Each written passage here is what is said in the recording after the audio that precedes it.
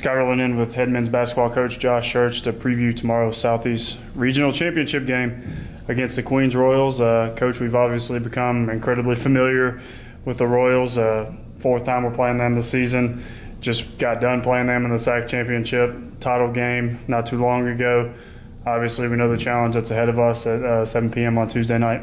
Yeah, it's really our, if you count the regular season game on the 18th, I think it's our third game with them in 3 weeks. So, fourth game of the year. And, I told you, I think after the game at home, I said if we were fortunate enough to make some postseason runs that they would, be waiting for us at the end. And you could just tell, early in the year that obviously, there's all really good teams have the same characteristics. And, it's an incredible challenge. They've got great players, and that's the case with really all the teams that are here. What I think is where they're unique is how good they are defensively, how unselfish they are offensively, and then you watch them, and how I think this team, because they've had really talented teams in the past, this team this year is really, really tough and really, really connected. And so they have all the makings. I think they're a team, I've said all along, that can win the national championship. They've got all the pieces. They've got all the intangible things. And so it's a really, really difficult challenge. They present a lot of problems, not for us, but for everybody. And we'll have to play our best game of the season to have a chance to be competitive tomorrow night. There's no question about that.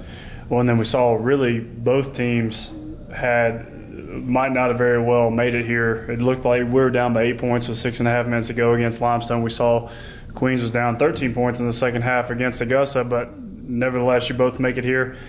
Your team has obviously gone through a ton of adversity this season, had to battle back from a lot of second half deficits.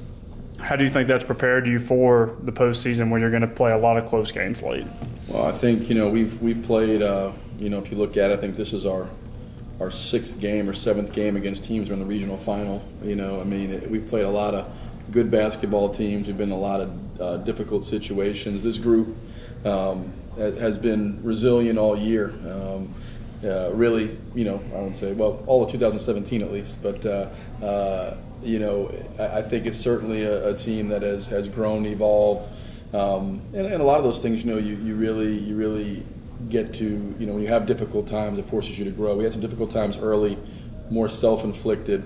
As the year wore on, he breaks his foot in the Bellarmine game, and we had a bunch of stuff away from the court and other injuries, and then, Dorian gets hurt, and then he comes back, and then he gets hurt and goes out for the season, and, we had, again, more stuff away, and I think all those things have kind of forced us to grow and bind together, and we're a group that fights for 40 minutes. Our margin for error is not what it was early in the year. You don't. It's hard to win championships unless you're fully healthy. That's not an excuse. That's just the reality. Any team, you take one of their best, if not their best player off the team, and the team's not going to be as good.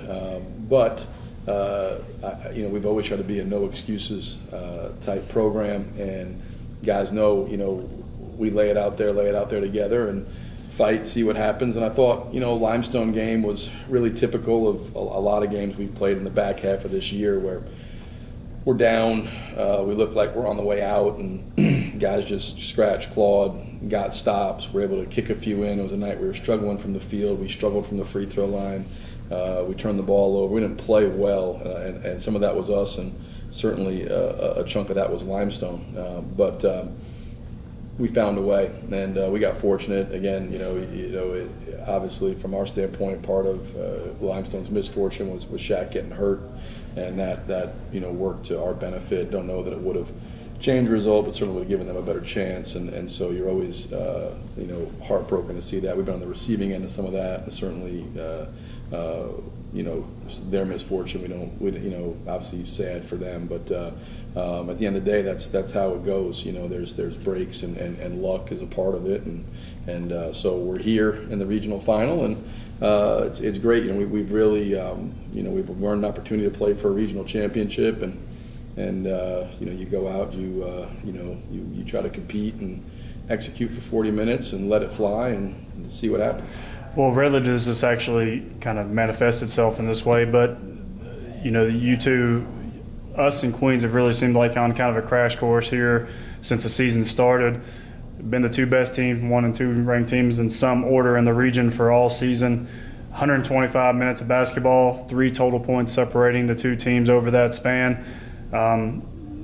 So obviously we talked about the familiarity with each other, but we obviously know that it's going to take our best effort to get into the Elite Eight.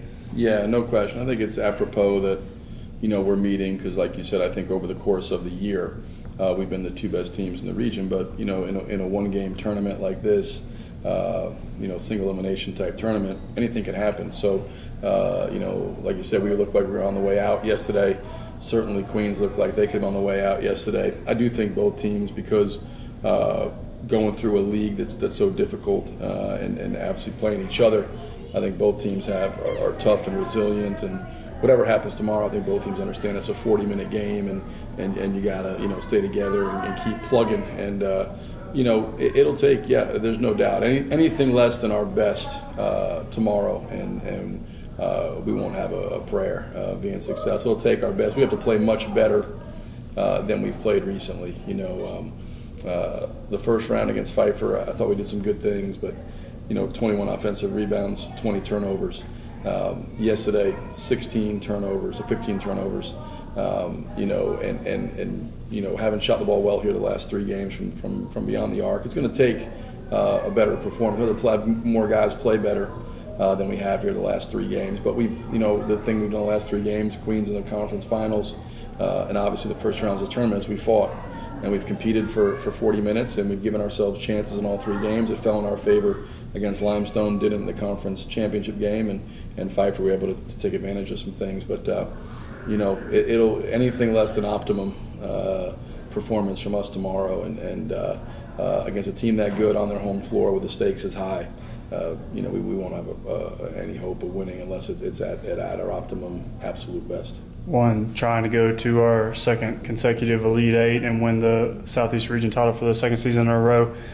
You've talked about a lot of the different pieces, but what exactly is it going to take for the Rail Sparrows to be cutting down the nets tomorrow night? Well, I think you always have the same plans. You have to be great defensively. You have to rebound the ball, and you have to take care of the ball. It all starts with that. That's pretty simplistic, but you're playing somebody for the 4th time. I'm sure we'll both look at and have ideas of things we can, both teams can do better, or try to take advantage of things they haven't done, or both teams are trying to find any edge. Like you said, 125 minutes, 3 points of separation. Certainly, I have a lot of respect for that team and how good they are and how solid they are and tough they are. Bart and the staff done a great job with them. They're recruited well, and they've got they have, not only do they have really good players, but you can tell they got guys who feel responsible to one another. They have high character guys who are locked in. What you could just tell the way they play, the way they compete and fight together. So we'll have to be of the same mindset. Like I said, the stakes are high, but it's a basketball game, and you go out and you hope, and you don't know. You hope your team competes and executes for 40 minutes, and then it ends how it ends. And if we win, it'll be great. And you go on to South Dakota. In any one of these scenarios, winning is great, and losing is misery. That will be one team be miserable, one team will be over the moon, and then it'll be on for both teams, win or lose, to what's next for them. So it should be I think both teams will play as hard as they can. Obviously, it just comes down to who executes better, who makes shots, and certainly we'll give it everything we have.